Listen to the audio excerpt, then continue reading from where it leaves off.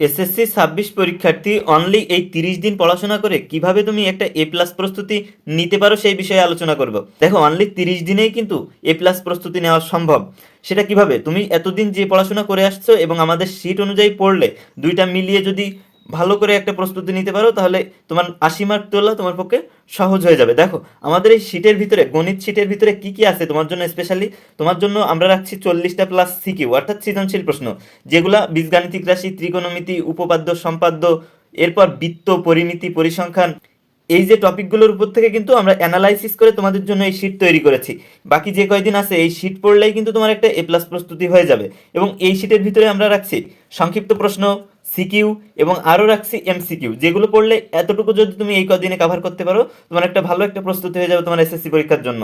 তো তোমরা যারা আমাদের এই স্পেশাল শীট সংগ্রহ করবা, তোমরা আমাদের কাছে সকল বিষয়ের স্পেশাল শীট পেয়ে যাবা। শুধু যে গণিত থেকে তা না, সকল বিষয়, ইংরেজি, ইংরেজি প্রথম, ইংরেজি দ্বিতীয়, গণিত, বাংলা প্রথম, বাংলা দ্বিতীয়, এরকম সায়েন্স, আর্টস, কমার্স থেকে সকল ধরনের সাবজেক্টের তোমরা আমাদের কাছে সকল ধরনের সাবজেক্ট তোমরা পেয়ে যাচ্ছ। তো যারা তোমরা আমাদের এই যে স্পেশাল শীট সংগ্রহ করতে চাও, তারা আমাদেরকে ইনবক্সে নক করো।